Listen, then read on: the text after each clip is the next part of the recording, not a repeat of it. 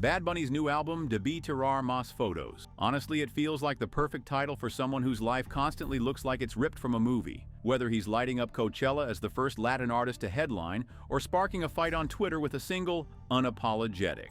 Benito doesn't just ride waves, he creates them. But let's be real. The guy doesn't just thrive on hype, he thrives on controversy. From lawsuits to throwing fans' phones into the ocean to stirring up headlines. With a certain Kardashian, he's always in the middle of something. Let's break it all down. Why Bad Bunny stays in the spotlight, and why he's always sparking debates.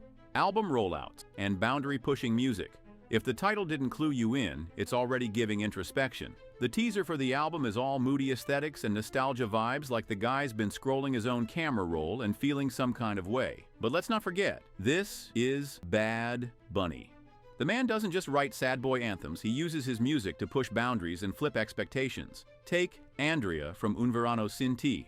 On paper, it's a dreamy track, but the lyrics? Heavy. It tells the story of a Puerto Rican woman navigating misogyny, societal pressures, and everyday struggles. It's raw, emotional, and the kind of storytelling that reminds you this guy isn't just about the party. He's got something to say. Or look at El Apagón, which blends club-ready beats with a scathing critique of Puerto Rican corruption and gentrification. That track doesn't just slap, it educates. And then there's Yo Perreo Sola, a feminist anthem where Bad Bunny appears in full drag twerking solo to remind everyone that women don't need anyone to have a good time. The visuals earned him a ton of praise for highlighting autonomy and calling out toxic masculinity, but not everyone was buying it.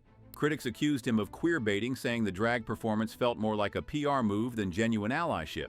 That's the thing with Bad Bunny. His music isn't just music, it's a conversation. One minute he's making you dance, the next he's making you think. And with Debí Tirar Más Fotos, he seems ready to dive deeper into reflection and storytelling. Whether he's rapping about personal heartbreak or global issues, Bad Bunny knows how to keep people guessing, and more importantly, listening. Public outbursts and viral moments. Bad Bunny throwing a fan's phone into the ocean? That's the energy. During a walk along a waterfront in the Dominican Republic, a fan got a little too close for comfort and shoved her phone in his face to snap a selfie. Benito snatched it and sent it flying into the water. The clip went viral in seconds, and while some people gasped, others straight up cheered. His response? Those who put a phone in my face are disrespectful, and I'll treat it as such. No apology. No PR spin, just Benito being Benito. This moment is classic Bad Bunny, polarizing as hell. His fans defended him, saying celebrities deserve boundaries too. At the same time, critics dragged him for being rude and disrespectful to the people who made him famous. But here's the thing, Bad Bunny thrives in that gray area. He's not here to be universally loved, he's here to keep it real. And then there's the other side of him, soft, introspective, and borderline poetic. His Twitter game is something else, more Jason Mraz than Latin Trap King. Tweets like, "If looks could kill, yours made love to me." Or, "Sometimes I put on a seatbelt just to feel something hold me," make you wonder if the guy writing these is the same one who launched that phone into the sea. Fans eat it up, calling him the sensitive king of reggaeton. That contrast is what keeps people glued to him. One minute he's a no-nonsense enforcer of personal space, the next he's basically writing your next breakup text. It's chaotic, it's human. And it's why Bad Bunny isn't just a pop star. He's a walking headline. Love him or hate him, you can't look away. His activism versus his actions. And you also can't look away from his statements. He's used his platform to call out injustice, especially in Puerto Rico. Remember the protests against Governor Ricardo Rossello in 2019? Benito was front and center, chanting with the crowd and helping push the movement into the global spotlight. Then there's El Apagón, a banger that doubles as a scathing critique of colonialism, gentrificatio, and the blackout crisis in Puerto Rico. But here's where it gets messy. Kendall Jenner. Fans have been side-eyeing his relationship with the Kardashian-Jenner mogul since it started, and not without reason. Kendall's family has been accused of cultural appropriation more times than anyone can count. Remember the tequila brand? Her connection to Benito feels like a clash with the values he's built his career on. This is the guy who sang, "Now everyone wants to be Latino, but they're missing the flavor." And now he's cozying up to someone whose family profits off exactly that. Some fans call it hypocritical and a betrayal of the Latinx pride he's so vocal about. Others argue he's allowed to separate his personal life from his activism. But let's be real, when you're Bad Bunny, everything is public and the lines blur fast. The criticism hasn't stopped him though. whether he's marching in the streets or dropping politically charged tracks. Benito stays unapologetically himself, but the tension between his words and actions, that's the tightrope he's walking. Fans might love him for his outspokenness, but it's also why they hold him to a higher standard. And right now, some people aren't sure if he's meeting it.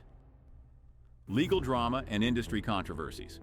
And as if the Kendall drama wasn't enough, Bad Bunny's legal issues just keep piling on. His ex-girlfriend Carliz De La Cruz hit him with a $40 million lawsuit earlier this year, and honestly, it's messy.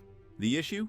That iconic Bad Bunny baby tag that's all over Pati and 2016. Turns out she recorded it back in 2015 before Benito blew up. Now, she claims it's been used without her consent, not just in the songs, but in concerts and even merch.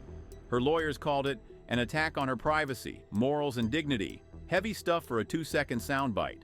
The story is wild. Apparently, his team offered her $2,000 to sign away the rights just days before Un Verano Sin T dropped, and she said no. Benito used it anyway, and now she's coming for what she believes she's owed. Meanwhile, Bad Bunny hasn't said a word about it, which feels very on-brand for someone who thrives on mystery and chaos. But it's not just exes keeping him on his toes. Benito's rise hasn't exactly been smooth sailing, from fans dragging him for being named Forbes' King of Pop, cue Michael Jackson stands losing it, to artists taking shots at his genre-blurring dominance. He's no stranger to beef. Critics argue that his success, while groundbreaking, has turned him into an untouchable figure in the industry, making it harder for others to challenge him without backlash. Still, Bad Bunny stays in his lane, or rather he makes his own. Whether it's lawsuits, online debates, or industry side-eyes, he doesn't flinch. He's too busy breaking Spotify records and selling out stadiums. But when you're Benito, even the smallest slip can feel like a spectacle, and the world is always watching.